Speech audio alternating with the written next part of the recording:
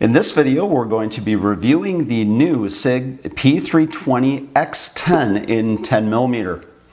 If you watched my previous videos before, you know that I love the 10mm round. I've done a number of reviews, including Glocks as well as 1911s that use 10mm over the years. In fact, one of the comments I've made many times when somebody's asked, what is the last gun you would ever give up? It has traditionally been the Glock 20. That tells you how much I like the 10mm. However, that has changed. Sig first introduced the P320 line back in January of 2014. In January of 2017, the U.S. military contracted for the P320 line, designating it as the M17 and M18 variants. In May of 2022, Sig came out with their first 10mm line, which is what you see here today, which is the Sig P320-XTEN. The caliber, of course, is 10mm. As if you're not familiar with 10mm, we've done many videos on this before, including a link to video below about the caliber comparisons and one of the reasons why I like the 10mm, but I love the 10mm. That's why we're talking about this gun today. When you buy the X10, it comes with two good quality Sig 15 round magazines, and of course they're contoured for strength as well. As far as operation, this is a modular striker-fired handgun system. All the guns on the table here have been safety checked, just so you know that in advance. And it has what's called a modular trigger group or fire control unit. And one of the great things about SIGs, if you're not familiar with them, is this trigger unit is the only serialized portion of the gun. All the other components are simply accessories onto the gun. When you look at the X10, it is a traditional, typical P320. It has ambi slide catch as well as ambi mag release systems where you can switch this back and forth. The current iteration of the X10 does not include a manual safety. I personally like the manual safeties on the P365s. I'm not as big a fan of them on the 320, so to me it's not really much of a difference. It has an outstanding trigger. If you've ever fired a 320, especially the X series, you know what these triggers are like. They're flat front triggers. They break at 90 degrees. The resets are excellent. And based upon my lineman gauge, the trigger pull is about 4 pounds. Very crisp, very consistent. This is one of the things I love about the SIGs, especially their X series, is their trigger systems. They are great out of the box. Another thing you're going to notice is that these are optics ready, which means you can mount both a Romeo 2 currently as well as a Trijicom RMR. The other thing I really like about the new SIGs as opposed to the older SIGs is that the rear sights now are dovetailed away from the plate, so the front mounting plate is separate from the dovetail and the rear sighting systems. And you contrast that, for example, with the older SIGs where you see that the rear sight is actually mounted onto the plate. So I think this is a nice evolution that SIG is making, moving away from that model. Now, as far as ergonomics and weight is concerned, so one of the things people always look at when you're talking about 10mm is, okay, how heavy is the gun?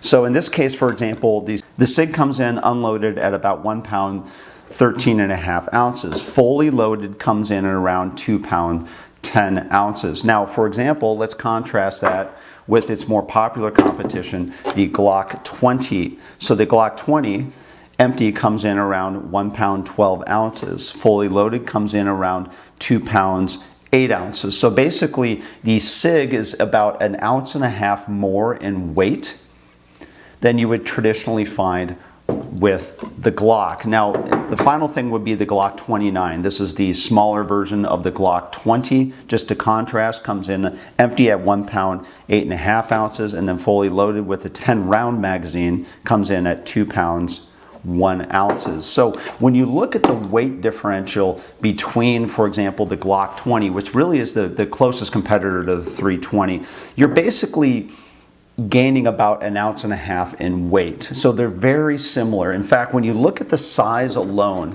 between the X10 and the G20, you're going to notice they're very similar.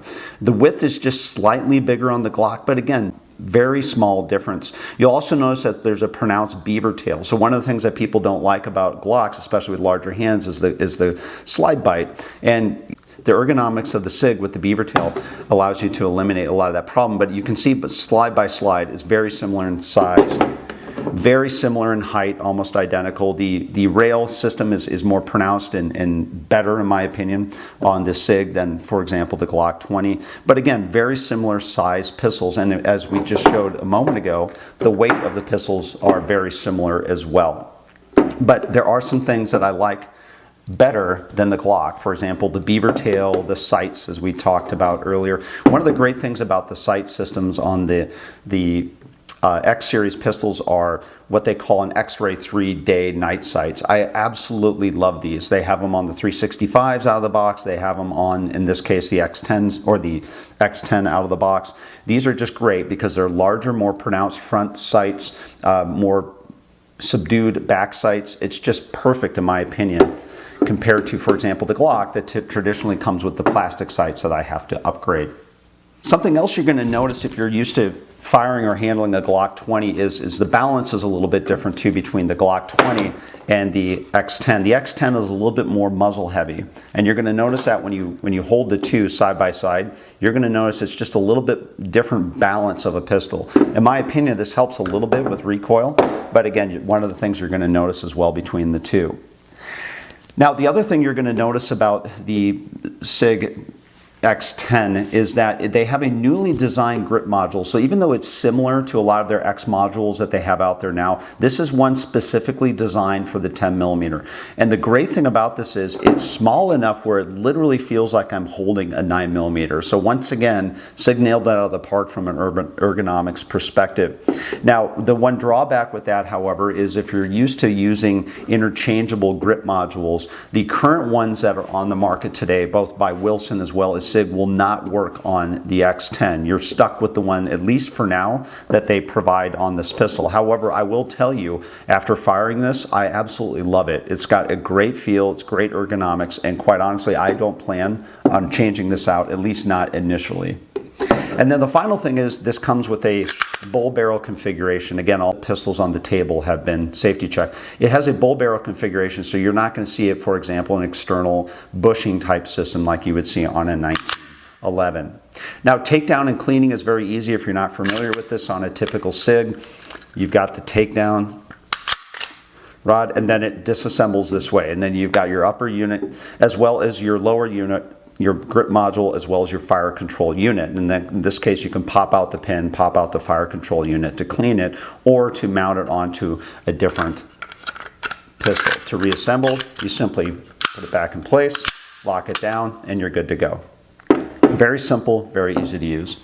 Now, what are some of the options with this pistol? When new pistols come out, a lot of times, you know, there's a lag in the industry behind things that you can utilize with the pistol. The first thing is holsters. So one of the things that I've found, at least for me, is most of the large full-size P320 holsters on the market will work with this. Now, my favorite, of course, is the Safariland. It's the GLS 578. And this works absolutely perfectly. So in this case, you can see it's got nice flush mounting market, and this is the box you're going to see it in when you buy these. So it's the GLS 578, which I link to below. But if you're looking for a holster immediately out of the door, this holster works. And this is one of my favorites anyways because I prefer the paddle, but they also have the option with the 578 to do the belt loop screw-on components as well. So again, you don't have to wait for a holster. You can currently use the 320, at least the GLS 578 model.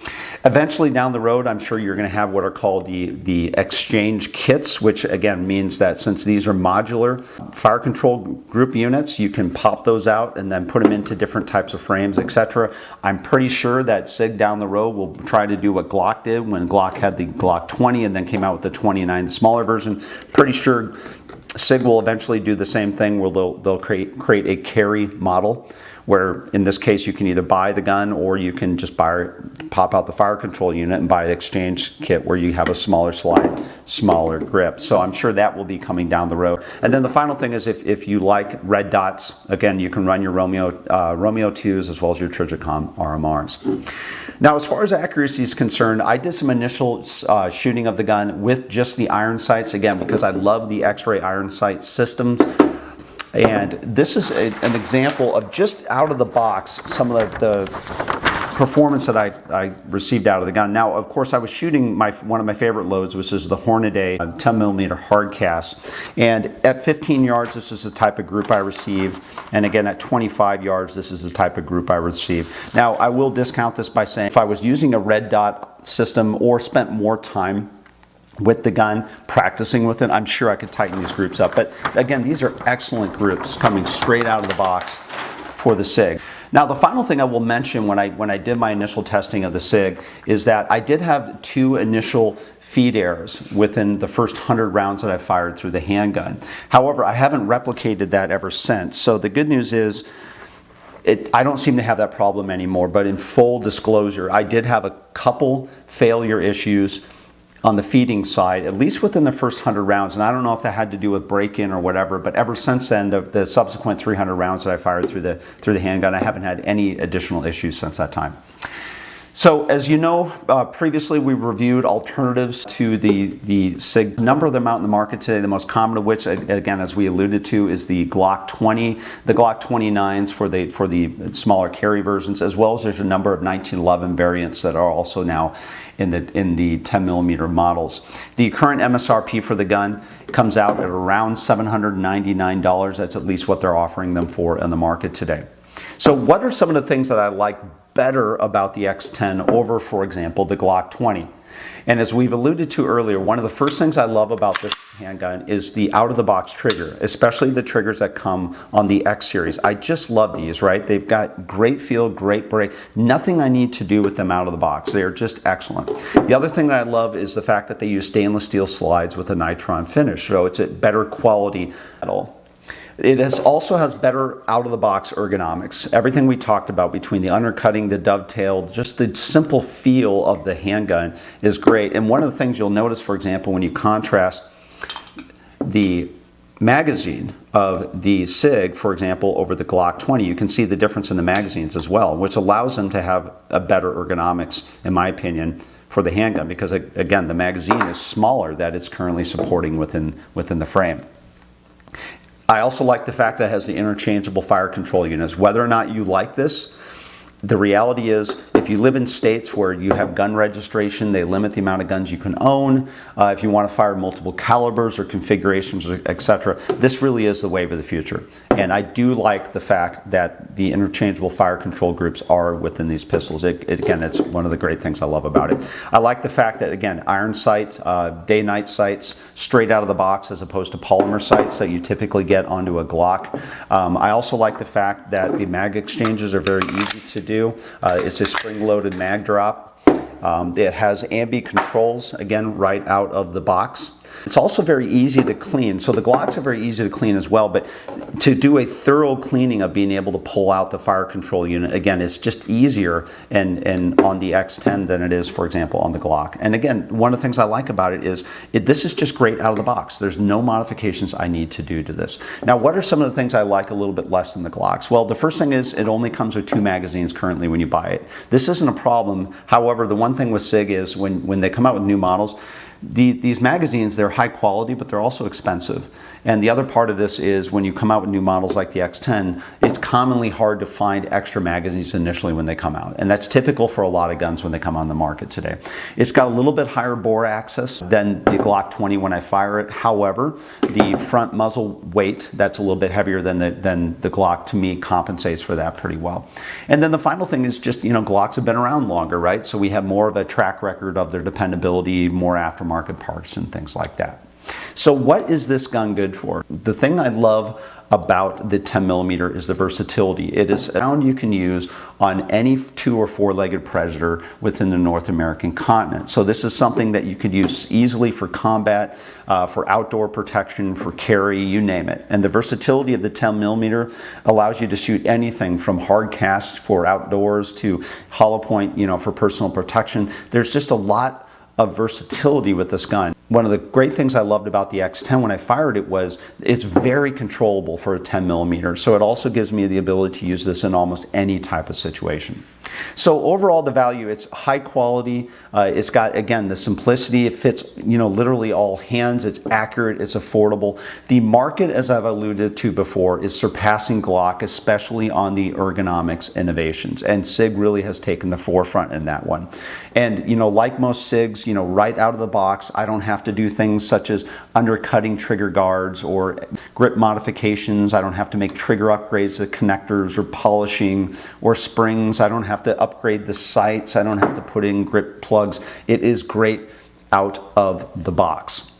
And that goes back to what Sig has been doing. I mean, Sig has literally been making waves over the past decade. The P320, as we just alluded to earlier, became adopted as the M17 and then the M18, the shorter version variants for the military. The Sig P365 lines have become the most popular concealed carry handguns on the market. And then most recently, the M5 rifle was adopted by the US military, replacing the M4. So Sig really is making a lot of waves with a lot of innovation and a lot of high quality firearms.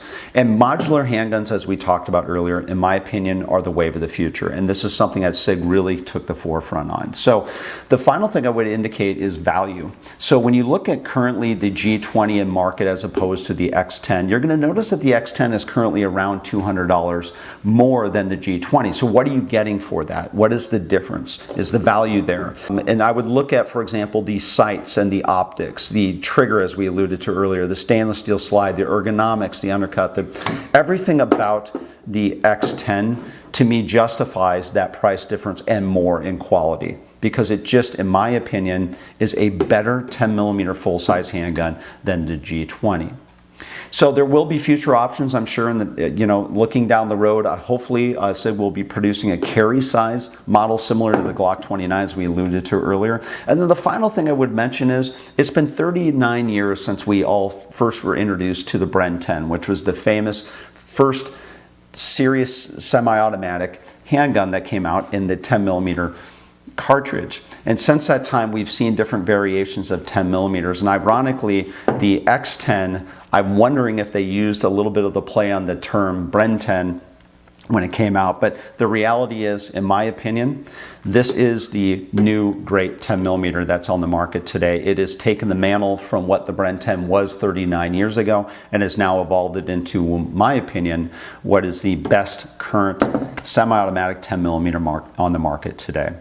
So that's my review of the Sig X10. If you can pick one of these up, absolutely do it. These are great handguns. If you like this video or you like our channel, please subscribe on YouTube, and thanks for watching.